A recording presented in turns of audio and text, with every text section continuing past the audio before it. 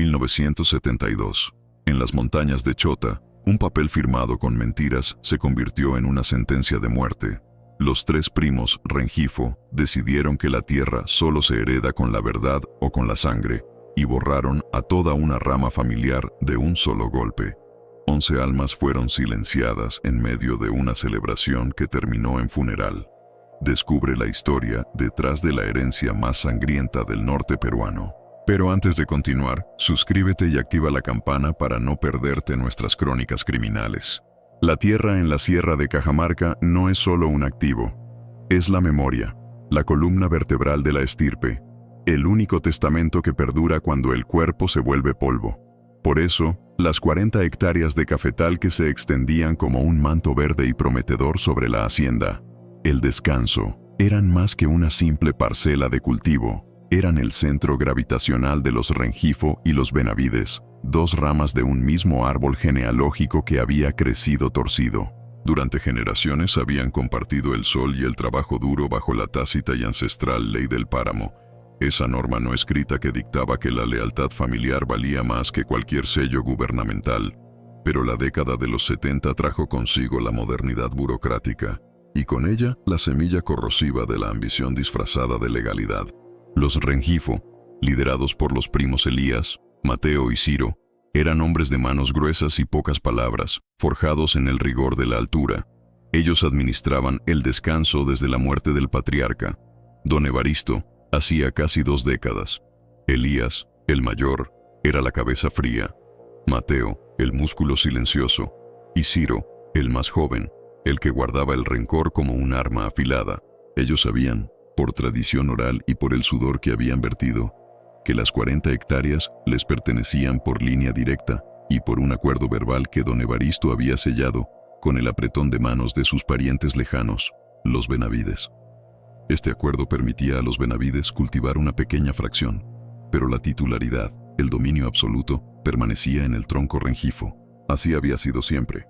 Hasta que Lázaro Benavides, un primo segundo que había abandonado la sierra para estudiar derecho en la capital, regresó cargado no de lealtad, sino de papeles manchados de tinta de burócrata y una sonrisa demasiado pulcra para ser honesta. Lázaro era la antítesis de la sierra.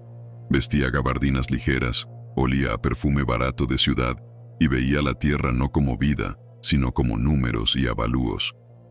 Él fue quien encontró el resquicio, la grieta legal en el testamento de don Evaristo que, debido a la informalidad del registro inicial, podía ser manipulado.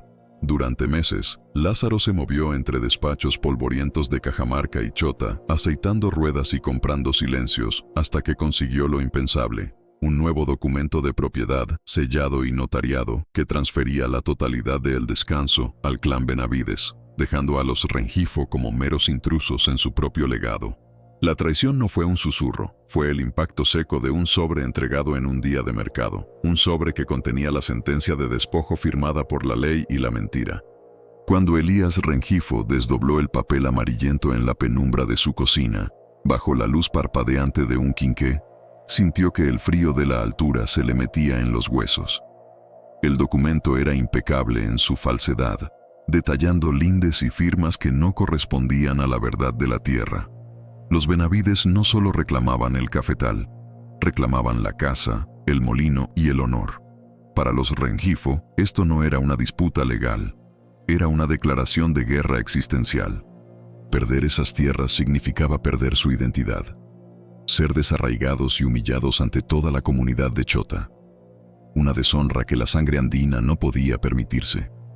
Elías pasó el papel a Mateo, que lo arrugó con tanta fuerza que el crujido del pergamino sonó como un hueso roto. Ciro, el más impetuoso, no esperó a leerlo. Su mirada se fijó en el rostro pálido de su primo mayor y comprendió la magnitud de la afrenta. «Son parientes, Elías», murmuró la esposa de Mateo, asustada, al ver la oscuridad que se instalaba en los ojos de los 3 hombres. «Hay que ir al juzgado, hay que pelear con la ley». Pero Elías, con la voz tan dura como la piedra basáltica de la sierra, respondió con una filosofía que había gobernado esos valles desde antes de la República. La ley de ellos nos ha traicionado. La ley de aquí es diferente. Ellos han querido borrar nuestra historia con tinta. nosotros la reescribiremos con lo único que respeta esta tierra: el temor. La decisión no fue impulsiva, sino una fría y metódica conclusión a la que llegaron los tres primos a lo largo de semanas de silencio pesado. Se reunían al caer la noche en el galpón de herramientas, donde el olor a café tostado se mezclaba con el óxido de los machetes y el aceite de las escopetas de caza. No discutían el si debían actuar, sino el cómo y el cuándo debían ejecutar la purga. La traición de Lázaro Benavides había sido la gota que colmó el vaso, pero el problema era toda la rama Benavides. Elías argumentó que si permitían que Lázaro se saliera con la suya, el resto de la familia Benavides, incluyendo a sus esposas e hijos mayores, se beneficiaría del robo, perpetuando la mentira en el linaje. La limpieza tenía que ser total, quirúrgica, para restablecer el orden moral que la ley civil había roto. Mientras los Rengifo planeaban el castigo, los Benavides, embriagados por el éxito de su maniobra legal, se sentían invencibles. Lázaro, apoyado por su hermano mayor, Teodoro, y el patriarca de su línea, don Anselmo Benavides, organizó una fiesta. No era solo una celebración de cumpleaños o un rito religioso. Era una ostentosa toma de posesión, un evento social diseñado para humillar a los Rengifo y cimentar públicamente su nueva titularidad sobre el descanso. El evento se programó para el último sábado de abril de 1972 en la casa principal de la hacienda, la misma que había sido el hogar ancestral de los Rengifo. La invitación, enviada a gran parte del pueblo de Chota, era un guante lanzado al rostro de la tradición. La noticia de la fiesta llegó a los Rengifo como un anuncio fúnebre. Ciro, que había estado puliendo la hoja de su machete con una piedra de afilar, detuvo el movimiento. «Están celebrando nuestra desgracia en nuestra propia casa», siseó, la ira apenas contenida.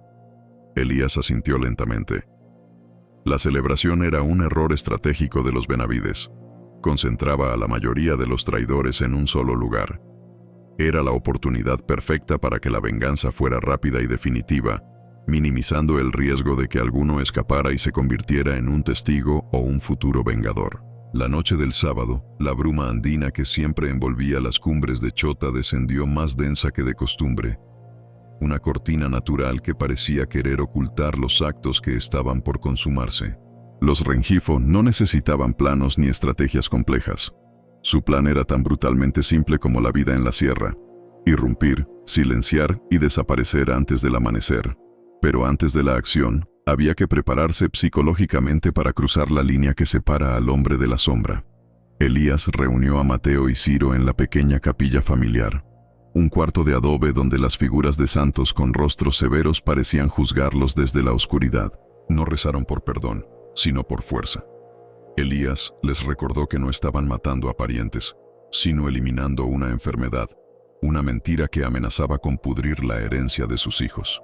«Mañana cuando el sol salga», dijo Elías, su voz grave resonando en el pequeño espacio, «la tierra sabrá quién dice la verdad, y la verdad será la nuestra. No habrá testigos, solo el silencio de la montaña». Esa noche, la ansiedad se convirtió en una quietud helada. Los Benavides, ajenos a la sombra que se cernía sobre ellos, ultimaban los detalles de su celebración. Habían sacrificado un cerdo, traído botellas de aguardiente de caña y contratado a un par de músicos para amenizar lo que ellos veían como su coronación social. 11 miembros del clan Benavides se congregarían: don Anselmo, Teodoro, Lázaro, el arquitecto de la traición, sus esposas, sus hijos mayores y algunos primos cercanos que habían apoyado el fraude. Todos ellos, pensaban los Rengifo, habían participado en el silencio cómplice que había permitido que la mentira prosperara. Eran culpables por acción o por omisión. Mientras los Rengifo se equipaban con sus herramientas de labranza convertidas en armas de justicia personal, los rifles de caza cargados y los machetes con el filo recién despertado, el aire en Chota se cargó de una tensión casi eléctrica. Los perros de la hacienda, que normalmente ladraban a cualquier intruso, permanecieron extrañamente mudos, como si el propio terror de la noche les hubiera cortado la voz. La distancia entre la casa de los Rengifo y la casa principal de El Descanso era corta, apenas un sendero de tierra batida. Una distancia que, bajo el manto de la noche de abril de 1972, se convirtió en el camino más largo y oscuro que los tres primos habrían de recorrer jamás. Se movían como sombras, fundidos con la niebla baja, llevando consigo no solo el peso de las armas, sino el peso de siglos de tradición familiar rota. Cruzar el umbral de esa casa sería el punto de no retorno, el instante en que la herencia dejaría de ser un pleito legal para convertirse en una leyenda negra de la Sierra Andina. El sonido distante de la música festiva de los Benavides, una melodía alegre y despreocupada, actuaba como una burla final, un estímulo que solidificaba la fría determinación de los Rengifo. La masacre estaba a horas de distancia, pero la decisión de llevarla a cabo ya había consumido sus almas. La luna, apenas un tajo plateado tras la espesa neblina, ofrecía una luz tan escasa que los tres primos Rengifo se movían más por memoria y rencor que por vista. Elías, a la cabeza, sentía el frío del acero del rifle que acunaba contra el pecho, un frío que no era solo metálico, sino el eco de la helada decisión que había tomado en la capilla. El sendero, conocido desde la infancia, se había transformado en un corredor de sombras, un túnel hacia el abismo de la conciencia. Elías no pensaba en el número 11, pensaba en la cifra total de la traición. Cada paso era una justificación. La tierra no se negocia, la palabra no se falsifica, la sangre no se mancha impunemente. La música de la fiesta, un vals huayno que se alzaba y caía con el viento, ya no era una burla, era el metrónomo de su propia ejecución moral, marcando el ritmo hacia el punto de no retorno. Mateo, el más joven y menos curtido, luchaba por mantener el paso. Su respiración se hacía superficial, pero no por el esfuerzo físico, sino por el terror silencioso que le apretaba el pecho. Miró a Ciro, que caminaba a su lado, y vio que el rostro de su primo era una máscara de granito, ajena a la vacilación o al miedo. Ciro, el de temperamento volcánico, había encontrado una calma sobrenatural, la quietud que precede a la tormenta.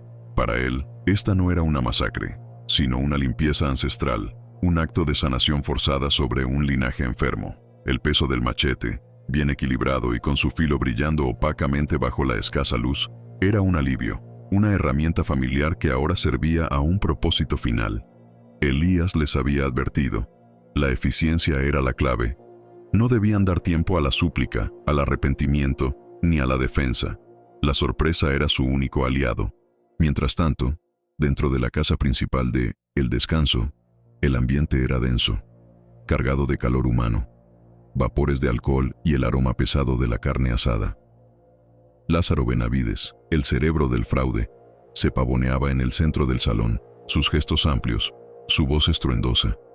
Se había vestido con sus mejores ropas, y la satisfacción de su victoria legal le había hinchado el pecho con una arrogancia insoportable. Brindaba repetidamente con don Anselmo, el patriarca de los Benavides, un hombre ya anciano que, aunque beneficiado por el fraude, sostenía su vaso con manos ligeramente temblorosas. Anselmo había conocido a los Rengifo en su juventud, sabía que había límites que no debían cruzarse en la sierra, y temía la venganza que no se manifestaba en los tribunales, sino en la oscuridad de la noche. Pero su voz disidente había sido ahogada por la codicia de sus hijos. Los 11 Benavides estaban concentrados en el salón principal, la trampa perfecta que Elías había previsto. Las mujeres, ajenas a la profundidad del odio que habían sembrado, reían junto a los músicos. Teodoro Benavides, el otro primo clave en la falsificación de los documentos, discutía animadamente con su esposa sobre el futuro del café que pronto cosecharían. Hablaban de prosperidad, ajenos a que el futuro que planeaban no duraría más que el tiempo que tardaran los Rengifo en recorrer los últimos 100 metros. Los tres primos finalmente llegaron al cerco perimetral de la hacienda. La música era ahora clara, casi ensordecedora en la quietud de la noche andina. Un estridente coro de alegría que chocaba brutalmente contra la determinación asesina que traían. Elías hizo una señal con la mano, deteniéndose junto a un muro bajo de piedra. Se agacharon, sintiendo la tierra fría bajo sus rodillas. Elías no necesitaba mirar el plano de la casa. La conocía mejor que a su propia piel, pues había crecido correteando por esos corredores. Sabía que la puerta principal estaba asegurada, pero que una vieja ventana lateral, cerca de la cocina, solía tener un pestillo débil. Ciro se deslizó a lo largo del muro, su sombra apenas perceptible contra el adobe. Elías y Mateo cubrieron el flanco, rifles listos. Hubo un sonido seco y breve, El crujido de la madera vieja cediendo, ahogado casi de inmediato por un redoble de tambor improvisado en la fiesta. Ciro regresó un instante después, con el machete envainado y una expresión de intensa concentración. La ventana estaba abierta. El aire caliente y saturado de fiesta se escapaba por la abertura, un aliento de vida que pronto se extinguiría. Elías respiró hondo, un último aliento de hombre antes de transformarse en verdugo. Hizo una seña. Él entraría primero, neutralizando cualquier resistencia inmediata. Ciro aseguraría el salón principal y Mateo cubriría la única salida trasera visible. La coordinación era precisa, forjada en años de trabajo en el campo, donde la vida dependía de la sincronización perfecta. Elías se deslizó por la abertura con la agilidad de un felino, su rifle de caza ya apuntado. El primer golpe no fue audible para los que estaban celebrando. Un primo lejano de los Benavides, que se había alejado del salón para buscar más leña cerca de la cocina, se encontró cara a cara con la figura oscura que emergía de la sombra. El terror en sus ojos fue lo último que vio antes de que Elías actuara con una velocidad brutal y silenciadora. No hubo grito, solo un sonido sordo al colapsar contra el piso de tierra. La violencia, aunque implícita en la oscuridad, había marcado su entrada con una eficiencia escalofriante. Elías avanzó por el pasillo de la cocina, el olor a manteca y humo ahora mezclándose con el leve hedor a miedo. La puerta hacia el salón principal estaba entreabierta. Podía escuchar las risas, el chasquido de los vasos. Un último momento de luz antes de la oscuridad eterna. Elías no dudó. De un empujón violento, la puerta se abrió de par en par, revelando la escena. Los 11 Benavides, en pleno éxtasis festivo, bañados en la luz amarillenta de las lámparas de queroseno. El silencio fue instantáneo y absoluto. La música se detuvo como si el disco hubiera sido rayado por una mano invisible. Lázaro Benavides, con la sonrisa aún congelada por el brindis, fue el primero en ver a Elías. Su expresión de triunfalismo se desvaneció, reemplazada por una comprensión fría y paralizante. No era la policía, no eran ladrones, eran los Rengifo, eran la venganza. «Se acabó la fiesta», dijo Elías Rengifo. Su voz no era alta, sino profunda, resonando con la autoridad de quien trae consigo una sentencia irrevocable. Levantó el rifle, apuntando directamente al centro del salón. La reacción fue una mezcla de parálisis y pánico instintivo. Don Anselmo intentó levantarse de su silla, tropezando con la mesa. Lázaro, con una reacción desesperada, se lanzó hacia un rincón, buscando instintivamente algún objeto que sirviera como defensa. Pero era tarde. Ciro y Mateo ya habían irrumpido por la puerta lateral, sus figuras enmarcadas por la oscuridad exterior. Con los machetes desenvainados, formaron un muro de acero y furia. Los Benavides estaban atrapados. Elías disparó. El estruendo del rifle de caza en el espacio cerrado fue ensordecedor, un rugido que rompió la quietud de la noche y el silencio de la fiesta. No hubo necesidad de ver dónde impactó el proyectil. El horror que siguió fue suficiente para desatar el caos. Las mujeres gritaron, los niños se encogieron, y los hombres, en lugar de luchar, se dispersaron en un frenesí de terror puro, buscando desesperadamente cualquier vía de escape. Elías no perdió la calma. Recargó con precisión mecánica. Ciro y Mateo no usaban las armas de fuego. Su trabajo era más íntimo, más definitivo. Se movían entre los cuerpos asustados con una eficiencia brutal. Los gritos se convirtieron en jadeos, luego en silencio. La luz del queroseno parpadeaba sobre las paredes, proyectando sombras grotescas que bailaban con el terror. Los Rengifo no veían rostros de parientes, solo la encarnación de la mentira que debían purgar. Cada golpe era un intento de borrar el documento falso, de reescribir la historia con sangre. El aire se llenó de un hedor metálico que no era solo de la sierra, sino de la culminación de un conflicto que había durado generaciones. Elías avanzó metódicamente, asegurándose de que nadie escapara, de que la lista de 11 traidores se completara. La tensión psicológica que había contenido durante semanas se liberó en una oleada de acción fría y calculada. No había placer en la matanza, solo la necesidad implacable de terminar el trabajo. Vio a Lázaro intentar arrastrarse bajo una mesa. Elías simplemente lo observó, permitiendo que Ciro se acercara. El sonido de un impacto seco y contundente fue el único testigo de que el arquitecto de la traición había sido silenciado. En menos de 15 minutos, el salón que había sido escenario de júbilo y arrogancia se había transformado en una escena de quietud macabra. El único sonido audible era la respiración agitada de los tres primos y el goteo rítmico que caía sobre el piso de tierra. La noche había consumado su promesa. Elías se detuvo en el centro del salón, su mirada recorriendo los cuerpos inertes. 11. La herencia de El Descanso había sido asegurada, pero al costo de hundir a los Rengifo en una oscuridad de la que jamás podrían regresar. La tierra de Cajamarca había bebido la sangre de sus hijos, y el pacto de silencio de la sierra se había sellado.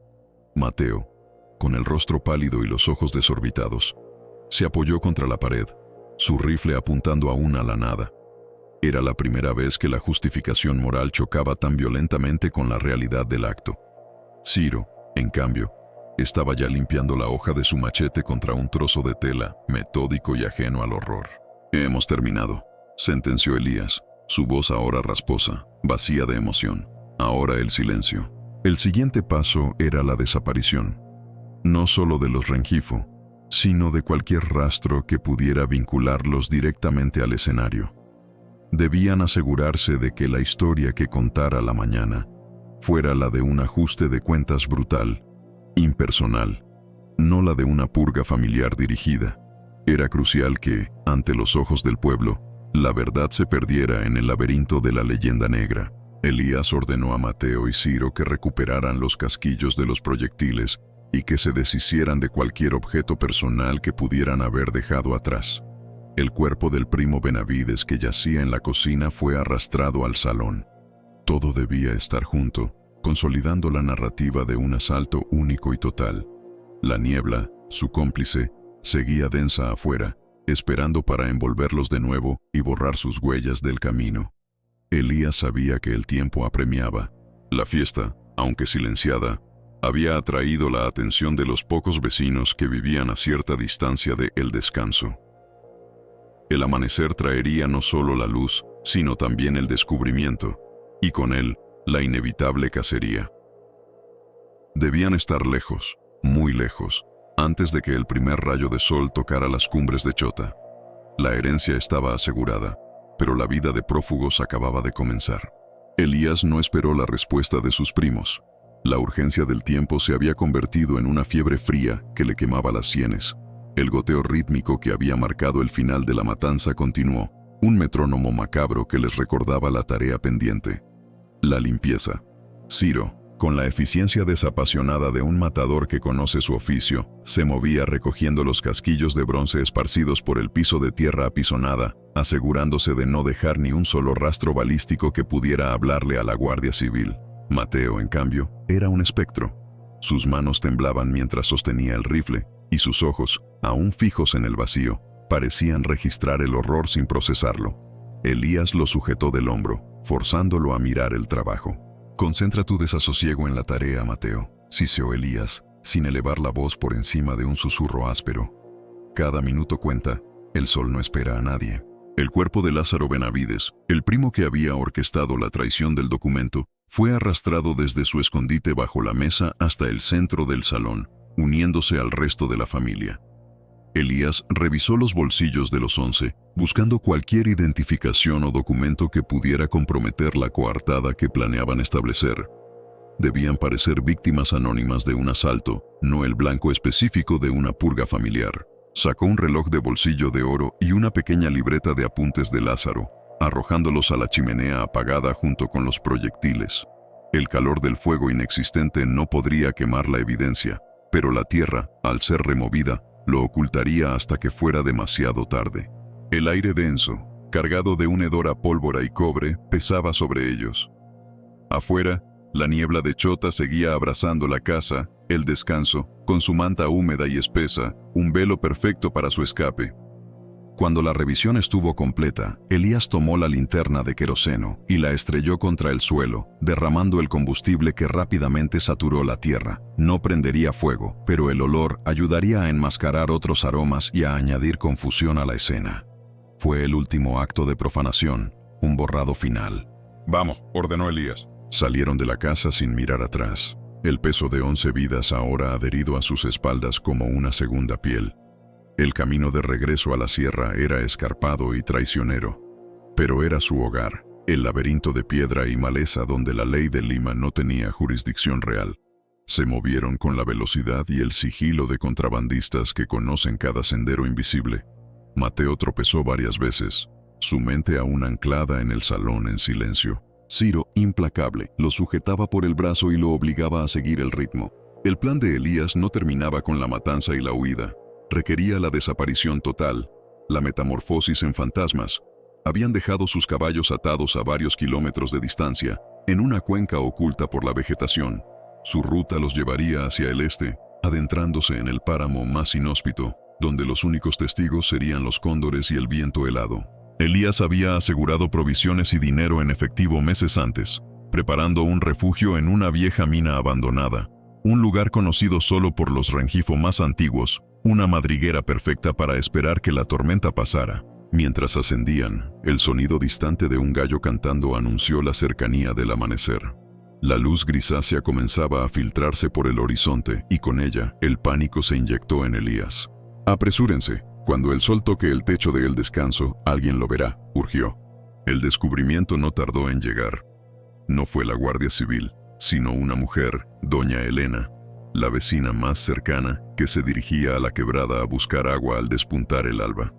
La música de la fiesta de los Benavides, que solía resonar hasta altas horas, había cesado abruptamente, y el silencio que flotaba sobre el descanso era más pesado que el ruido. Había algo antinatural en esa quietud. Doña Elena se acercó a la puerta entreabierta, impulsada por una curiosidad que la sierra castiga sin piedad.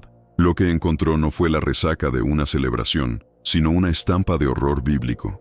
La luz tenue de la mañana que se colaba por las rendijas revelaba el mosaico de cuerpos. 11. Hombres, mujeres, jóvenes.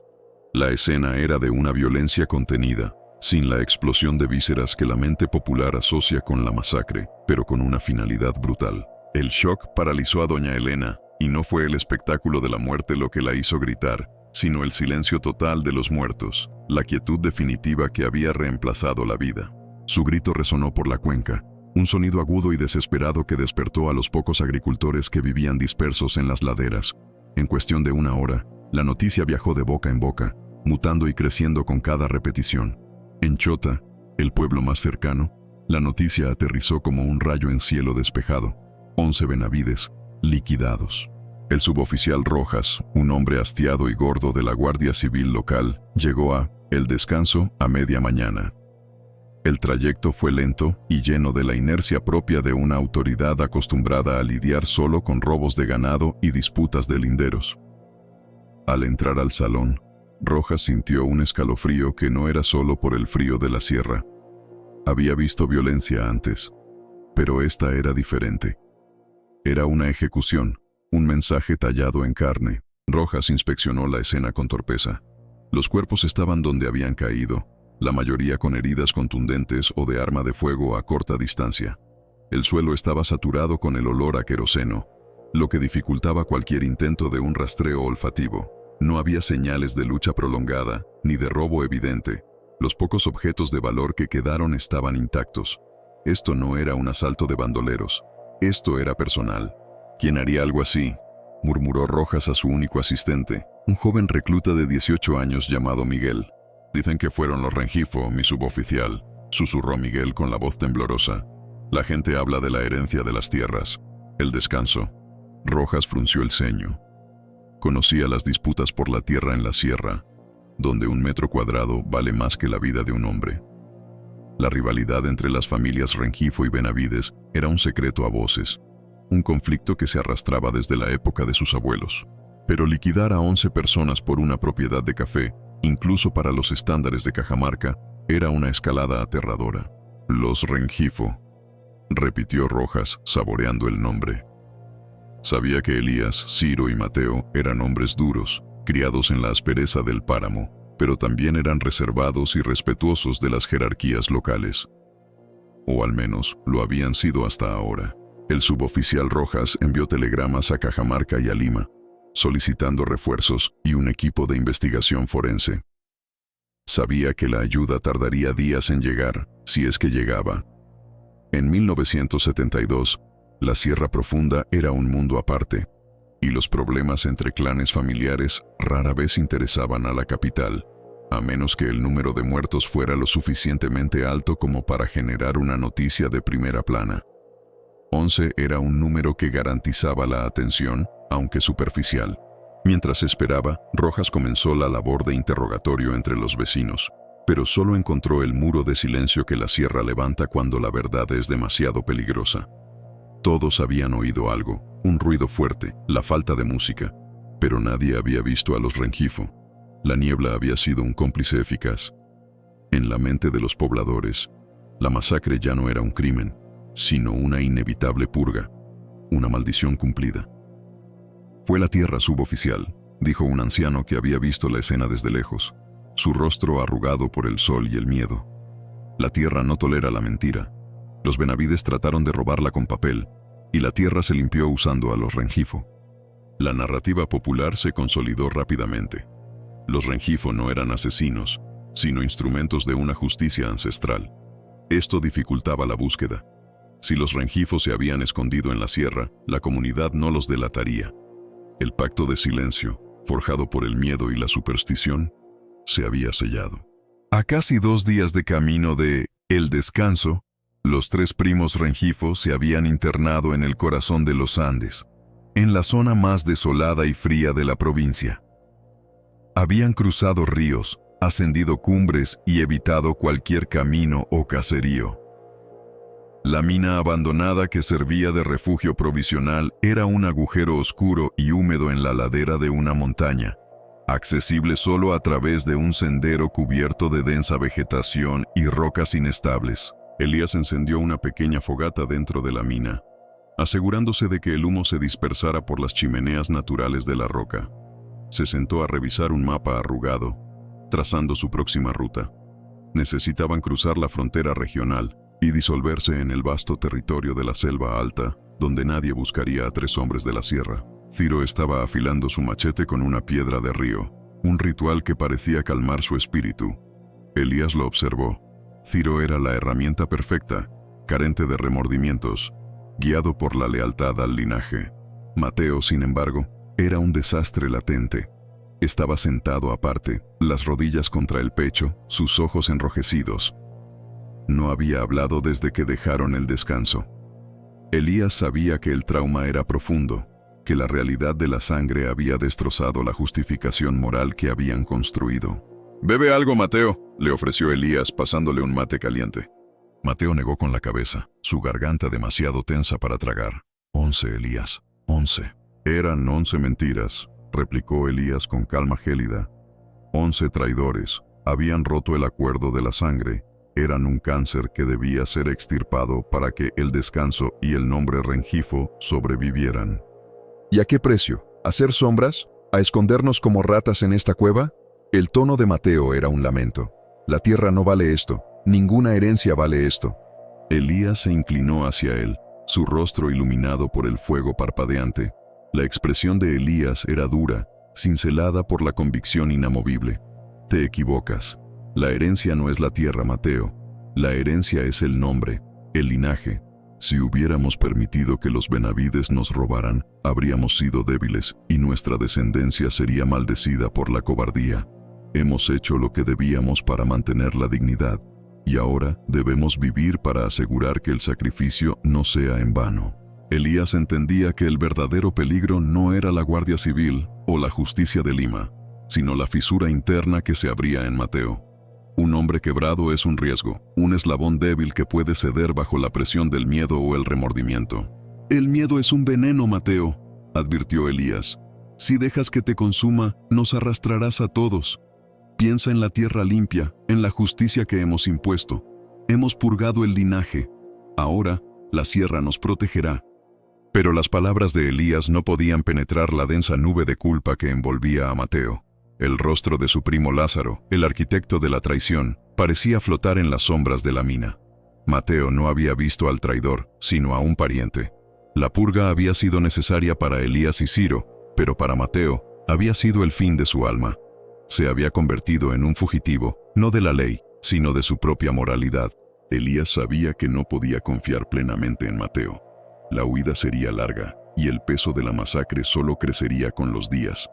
Necesitaba que Mateo se endureciera, o tendría que tomar una decisión difícil sobre el eslabón más débil antes de que comprometiera su supervivencia. La lealtad al linaje Rengifo siempre estaría por encima de la lealtad individual, incluso si ese individuo era su propio primo. La noche en la mina era helada, un frío que se metía hasta los huesos, pero el verdadero frío residía en el silencio entre los tres hombres. Habían asegurado la herencia, pero el precio que pagaban era la paz. Ahora eran dueños de el descanso, pero la tierra estaba empapada de una sangre que les pertenecía. Elías cerró los ojos, preparándose para el viaje.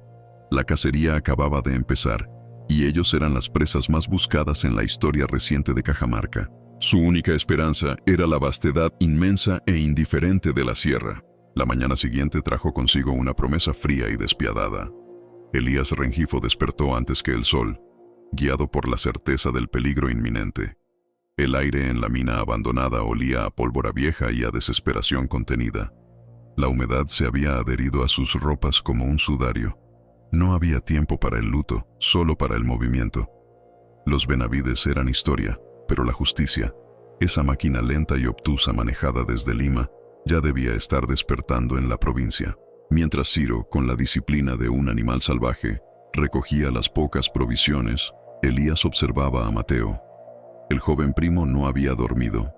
Estaba encorvado, su mirada perdida en la boca oscura del túnel, como si esperara que los 11 fantasmas cruzaran el umbral de roca para reclamarlo. La culpa no era solo un sentimiento para Mateo, era una carga física que lo estaba aplastando, transformándolo en un lastre peligroso. Elías se acercó, la mano posada firmemente sobre el hombro de Mateo. No era un gesto de consuelo, sino de advertencia. Una presión que comunicaba la necesidad de fortaleza o la amenaza de abandono. «Nos vamos. La ruta hacia el Marañón es larga», susurró Elías, su voz áspera como la roca. «Necesitamos alcanzar la cota más alta antes del mediodía. Si la Guardia Civil ha llegado a Chota, lo primero que harán es peinar los valles bajos». Mateo asintió, pero el movimiento era torpe, sin convicción. Se puso de pie, tambaleándose ligeramente, y se echó la mochila al hombro. Elías no confiaba en ese asentimiento vacío. La lealtad de Mateo estaba en guerra con su conciencia, y en la sierra, la duda era una bala que te disparabas a ti mismo. Ciro, siempre silencioso, tomó la delantera, abriéndose paso entre la vegetación espinosa. Su figura era una silueta de resolución, el contraste perfecto con el espectro de Mateo que caminaba en el medio. El ascenso fue brutal. La sierra de Cajamarca no perdona la debilidad. El aire se enrarecía con cada metro ganado, y el esfuerzo físico se combinaba con la tensión psicológica para estrangular la respiración. Mientras subían, Elías no dejaba de escanear el horizonte. Buscaba el humo delatador de un caserío, el brillo de un fusil, o la silueta de un hombre a caballo. La vastedad del paisaje era su única aliada, pero también su celda. Mateo comenzó a quedarse atrás. Sus pasos se volvieron irregulares, sus rodillas cedían. En un punto de la subida, se detuvo, apoyando las manos en los muslos, jadeando no solo por el oxígeno, sino por el peso invisible que cargaba. «No podemos detenernos», siseó Elías, volviendo sobre sus pasos. «Necesito un momento», musitó Mateo, su rostro pálido y sudoroso. «Siento que me ahogo». Elías se acercó y, sin mediar palabra, le arrebató el fusil y la mochila, añadiendo el peso a su propia carga ya considerable. No era un acto de ayuda fraternal, sino de control. Un hombre fatigado y armado es un peligro doble. «El oxígeno es escaso, Mateo», le dijo Elías, su voz desprovista de emoción. «Pero la verdad es que te está faltando el aire porque la culpa te está sofocando. Debes decidir ahora. ¿Eres un Rengifo o un fantasma? Si eres un fantasma, no sirves para la huida, y aquí solo los vivos avanzan». Mateo levantó la vista. Había una mezcla de terror y resentimiento en sus ojos. «Tú no lo entiendes, Elías. Tú nunca lo harías. Tú lo hiciste por el nombre. Yo vi sus caras. Yo vi la codicia en sus caras hace meses, cuando falsificaron ese papel», replicó Elías, su voz manteniéndose en un tono peligrosamente bajo. «Lo que viste el sábado fue la consecuencia, la lección. ¿Crees que la sangre de 11 personas se derramó para que tú te rindas en la primera cuesta? Eso sería la verdadera traición, Mateo. Elías le dio la espalda y siguió subiendo, dejando a Mateo la opción de seguir o perecer solo. El mensaje era claro: la debilidad no sería tolerada. Ciro, que había presenciado el intercambio sin inmutarse, esperó a que Elías se colocara a su lado. No necesitaban hablar. Ambos sabían que la cuenta regresiva para Mateo había comenzado.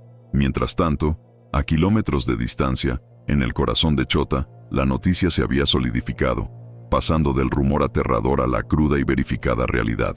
El coronel de la Guardia Civil, llegado de Chiclayo, había tomado el control de la investigación. La masacre de la familia Benavides en El Descanso no era un simple ajuste de cuentas local, era un escándalo de proporciones nacionales. 11 cuerpos, la mayoría mujeres y niños, liquidados por una disputa agraria. Los periódicos de Lima ya hablaban de la purga de la sierra y exigían la cabeza de los Rengifo. La presión sobre las autoridades locales era inmensa. Se había establecido un cerco rudimentario en los caminos principales y se habían ofrecido recompensas, atrayendo no solo a la policía, sino a los ronderos, patrulleiros camponeses, que conocían la sierra como la palma de su mano. La Guardia Civil, sin embargo, estaba mal equipada para la cacería en esas altitudes. Sus vehículos no podían ascender más allá de ciertos puntos, y sus hombres de ciudad no estaban aclimatados al frío cortante y a la escarpada geografía andina. La investigación se centró en el motivo: las 40 hectáreas de café. Los documentos falsificados de los Benavides fueron rápidamente identificados como el detonante. Para los investigadores, la historia era simple: codicia y barbarie rural. Pero para el narrador era una tragedia de lealtades rotas y el terror primitivo de perder la identidad ligada a la tierra. Los Rengifo no habían matado por el café en sí, sino por el principio de que su linaje no podía ser humillado. Los Benavides sobrevivientes, aquellos que no estaban en El Descanso esa noche fatídica, clamaban venganza. Habían proporcionado descripciones detalladas de Elías, Ciro y Mateo, y el mapa de la huida se estrechaba lentamente. Habían trazado una línea de probabilidad que apuntaba hacia el este, hacia la selva alta, el único lugar donde la ley se diluía en la inmensidad verde. De vuelta en la montaña, el sol ya estaba alto, pero no ofrecía calor. Cruzaron un páramo de Ichú, donde el viento aullaba como un espíritu condenado. Mateo, aunque desarmado, seguía luchando. Sus ojos se movían constantemente, buscando a un perseguidor que solo existía en su mente. Cada sombra era un Benavides, cada graznido de ave era un grito de agonía. Elías, calculando la velocidad y el riesgo, tomó una decisión crucial. Necesitaban moverse más rápido, y la única manera era aligerar la carga y reducir el número de eslabones débiles. Se detuvieron cerca de una cascada, el rugido del agua silenciando momentáneamente el viento. Elías repartió charqui, carne seca y agua. Ciro se sentó a una distancia prudente, sus ojos vigilando el entorno. «Mateo», dijo Elías, su voz adquiriendo un tono de ultimátum que no admitía réplica. «Vamos a separarnos. Ciro y yo tomaremos el paso de la ventana del diablo. Es una subida directa, pero nos ahorrará un día. Tú irás por el sendero bajo, siguiendo el cauce del río hasta el viejo puente de piedra. Ahí nos encontraremos al anochecer». Mateo levantó la cabeza sorprendido. «¿Separarnos? Es más peligroso». «Es la única manera de avanzar a la velocidad que necesitamos», mintió Elías con suavidad letal. «Si vamos juntos, con tu ritmo actual, seremos atrapados antes de llegar al río Marañón. Si nos dividimos, tenemos el doble de posibilidades de que al menos 2 de nosotros lleguen al punto de encuentro. Si la guardia nos encuentra, que solo sea a uno de nosotros».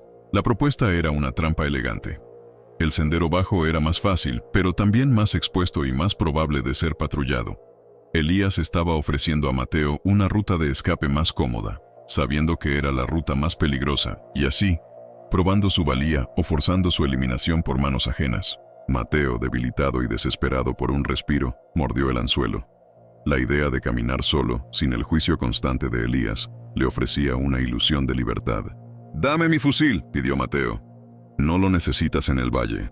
Solo te estorbará», replicó Elías, sin dudar. «Ciro te dará el revólver. Si te encuentras a alguien, escóndete. No dispares a menos que sea el fin. no queremos ruido. Ciro, sin mirar a Mateo, deslizó el revólver hacia su primo. El intercambio fue frío y final. Cuando Elías y Ciro empezaron el ascenso vertical hacia la ventana del diablo, Mateo sintió un alivio helado.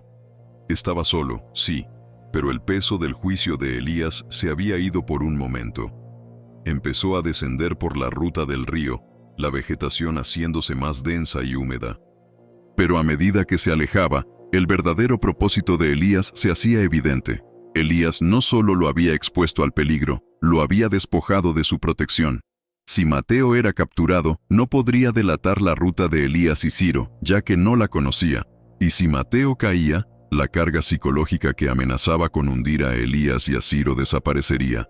Elías había tomado la decisión de que la supervivencia del linaje Rengifo valía más que la vida de un primo que se había quebrado. Desde la altura, a la entrada del paso rocoso, Elías se detuvo un instante y miró hacia abajo, donde la figura de Mateo se hacía pequeña y se perdía entre los arbustos. Ciro se colocó a su lado. ¿Crees que lo logrará?, preguntó Ciro, por primera vez rompiendo su silencio con una pregunta que no era una orden. Elías no respondió de inmediato. Sus ojos, duros como obsidiana, observaban el sendero. Si lo logra, habrá probado ser un Rengifo digno. Si cae, la sierra habrá purgado la debilidad que nos quedaba. De cualquier modo, avanzamos más rápido. La frase resonó en el silencio andino, cruel y pragmática. La purga no había terminado en el descanso. Elías Rengifo estaba dispuesto a seguir liquidando aquello que amenazara la supervivencia de su nombre, incluso si era un familiar perdido en la inmensidad de la cordillera. Se dio la vuelta y se adentró en el angosto y peligroso paso de la ventana del diablo, dejando atrás a Mateo, a la culpa y a la posibilidad de ser atrapado. Ahora eran dos sombras, más rápidas y más letales, avanzando hacia la promesa incierta de la selva. La cacería se había convertido en una carrera contrarreloj, y el primer obstáculo había sido Mateo. El camino de Mateo, sin embargo, pronto se reveló como un laberinto de miedo. A medida que descendía, el río se hacía más ruidoso, y la densa niebla de la mañana se asentaba en el cañón. El silencio de la soledad era peor que la compañía tensa de sus primos. Su mente, ya frágil, comenzó a traicionarlo. Escuchaba voces en el murmullo del agua, susurros que repetían los nombres de los Benavides. El rostro de Lázaro, el primo traidor, se proyectaba en las sombras de los árboles. Tropezó varias veces, sus manos raspándose contra las rocas húmedas. El revólver, que sostenía con un agarre desesperado, se sentía pesado y frío. No era un arma de defensa, sino un recordatorio de su participación en la masacre. Elías le había quitado el fusil, la herramienta de la guerra, dejándole el revólver, el instrumento del final íntimo, el que se usa para los encuentros cercanos o para la desesperación final. Alrededor del mediodía, Mateo llegó a un claro donde el río se ensanchaba. Buscó un lugar para beber y descansar, pero la paranoia lo golpeó con la fuerza de un puñetazo. Vio un movimiento en la ribera opuesta. Era fugaz, quizás solo un animal, pero para Mateo era un hombre, un rondero, o peor aún, un Benavides sobreviviente en busca de venganza. Se arrastró hasta esconderse detrás de un grupo de helechos gigantes, su corazón latiendo contra sus costillas con una violencia insoportable. Contuvo la respiración, el sabor a tierra y miedo llenando su boca. Esperó, inmóvil, durante lo que parecieron horas, con el revólver apuntando hacia la nada. La tensión de la espera lo estaba destrozando más rápido que cualquier persecución activa. Elías lo sabía. Sabía que la mente de Mateo era su propia cárcel.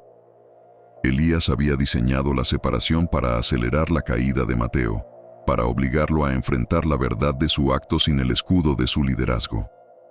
La supervivencia de los Rengifo en la sierra dependía de la crueldad estratégica.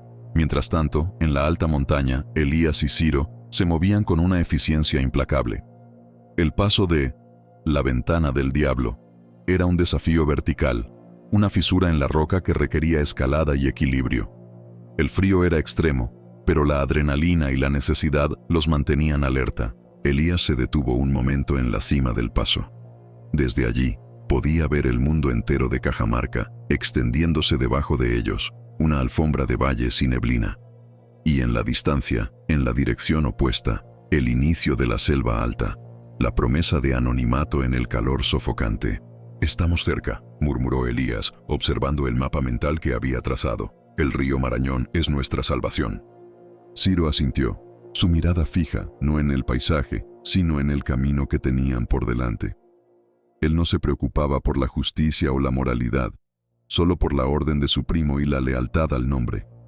Ciro era la mano derecha de Elías, el hombre que no hacía preguntas, solo ejecuciones. Elías pensó en Mateo de nuevo. Si Mateo era capturado, ¿hablaría? ¿Revelaría la ruta? Elías había minimizado ese riesgo al separarlo y desarmarlo, pero el miedo podía hacer que un hombre dijera cualquier cosa. Tenían que llegar al puente de piedra al anochecer. Si Mateo no estaba allí, significaba que había caído o que había elegido huir por su cuenta. Si llegaba, Elías tendría que evaluar su estado y, si la debilidad persistía, tomaría una decisión más definitiva. Elías no permitiría que el fantasma de la culpa de Mateo comprometiera el futuro de la estirpe Rengifo. La purga final, si era necesaria, sería silenciosa y rápida, lejos de los ojos de la ley, en la indiferente soledad de la sierra. El viento sopló fuerte, envolviendo a los dos hombres en un torbellino de aire helado y polvo andino. Elías se ajustó el poncho, el peso del fusil en su espalda era un consuelo. Habían dejado atrás la civilización y la moralidad. Ahora solo existía la ley del monte, y en esa ley, solo los más duros sobrevivían. La sombra de la masacre los seguía, pero la velocidad y la determinación de Elías Rengifo eran por ahora más rápidas que la justicia. El descenso hacia el punto de encuentro sería tan peligroso como el ascenso, pues la duda y el remordimiento esperaban en el fondo del valle. La caída de la tarde sobre el cañón del río Utcubamba era una inyección de tinta fría, oscureciendo las paredes de roca que se elevaban como jueces silenciosos. Mateo Rengifo, arrastrando sus botas embarradas, llegó al puente de piedra, el punto de encuentro trazado por Elías. No era una estructura majestuosa, sino un arco antiguo y precario, pulido por siglos de lluvia andina, suspendido sobre un rugido constante de agua oscura. La promesa de anonimato que Elías había ofrecido se sentía ahora como un sarcasmo cruel. Para Mateo, ese puente era el umbral de su cordura. Se dejó caer junto a un pilar de piedra musgoso. El hambre y el frío eran secundarios a la zozobra que le carcomía el pecho. La neblina que subía del río se enroscaba a su alrededor, dándole forma a los fantasmas que ya habitaban su mente. Cerró los ojos, y la imagen de 11 rostros, 11 miradas de pánico y traición, se superpuso a la oscuridad. Elías decía que habían purgado una mentira, que habían asegurado la estirpe, pero Mateo solo sentía el lodo espeso de la culpa. Su revólver, depositado a su lado, parecía más un juguete inútil que un instrumento de poder. Era la única posesión que lo ligaba al horror, y ya no tenía fuerzas ni para arrojarlo al torrente. La espera fue una agonía de sonidos amplificados. Cada crujido de rama, cada silbido del viento, era la llegada de la policía o, peor aún, la aparición de Elías, el juez supremo de su propia familia. Mateo no temía a la captura legal, temía el juicio de Elías, el conocimiento de que su debilidad mental era una amenaza existencial para el plan. Sabía que Elías no toleraría un eslabón roto en la cadena de su escape. La lealtad de la sangre era absoluta, pero el miedo era una enfermedad contagiosa que debía ser erradicada. Justo cuando la última luz se extinguió detrás de los picos, dos siluetas emergieron del sendero alto. Elías Rengifo caminaba al frente, su paso firme y sin rastro de fatiga. Ciro, la sombra silenciosa, lo seguía de cerca, el fusil al hombro. No hubo saludos efusivos, ni el alivio de un reencuentro, solo una inspección fría y metódica. Elías se acercó a Mateo, que luchaba por ponerse de pie, temblando visiblemente. Elías no preguntó por la ruta ni por la persecución. Su mirada se centró en los ojos inyectados de Mateo, en la humedad de su rostro que no era solo sudor, sino el rastro de lágrimas no derramadas. Vio el revólver tirado sin cuidado. Elías no necesitaba palabras. El lenguaje de la derrota se escribía en la postura encorvada de su primo. Mateo era un pozo de debilidad, una confesión ambulante. «Estamos listos para cruzar», dijo Elías, su voz grave, desprovista de emoción, como si estuviera dictando una orden de faena. Mateo intentó asentir, pero un espasmo de terror le bloqueó la garganta. «Elías», He visto cosas, susurró, la voz rota. Las caras, Elías, Lázaro, me mira. Elías inclinó la cabeza, un gesto que parecía compasivo, pero que era la calma helada de un depredador antes del golpe final. Elías Rengifo nunca mira hacia atrás, primo. Si miras hacia atrás, te conviertes en piedra, y la piedra estorba en el camino. Se arrodilló, no para consolarlo, sino para recoger el revólver de Mateo. Lo examinó, sintiendo el peso familiar del metal.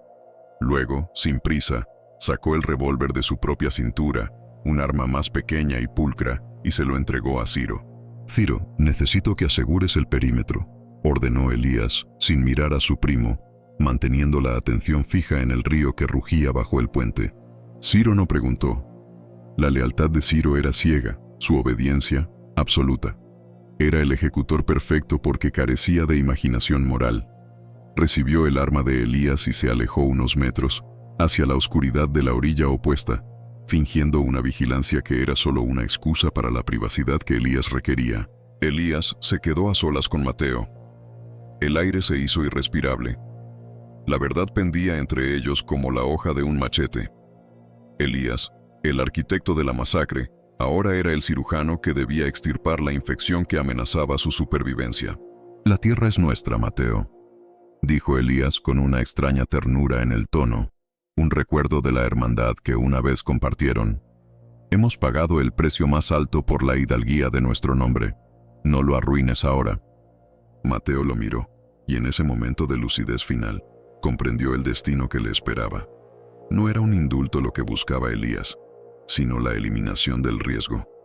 Era la purga final, la última limpieza de la estirpe.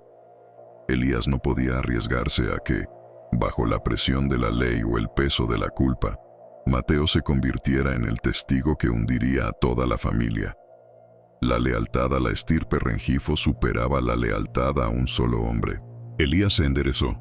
El revólver de Mateo, pesado y frío, reposaba ahora en la mano de Elías. No hubo súplicas ni gritos, solo un suspiro ahogado de Mateo que se perdió en el estruendo del río.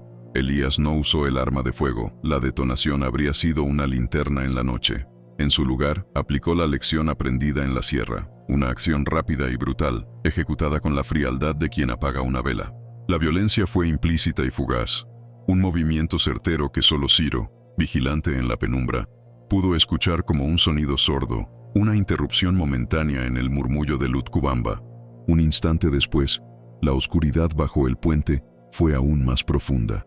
La carga que Elías había llevado se aligeró en dos sentidos: el peso de la debilidad de Mateo y el peso físico de su cuerpo. El río, un testigo mudo e incansable, recibió lo que le fue entregado, llevándolo consigo hacia el abismo. Elías Rengifo caminó hacia donde Ciro esperaba. Su rostro era una máscara de piedra tallada, sin rastro de remordimiento o victoria. «Hemos terminado», dijo Elías devolviendo el revólver a Ciro. «Ahora, el marañón». Cruzaron el puente de piedra. El camino que se abría ante ellos era el de la selva alta, un laberinto verde y sofocante, el refugio perfecto para hombres que habían roto todos los lazos con la civilización andina.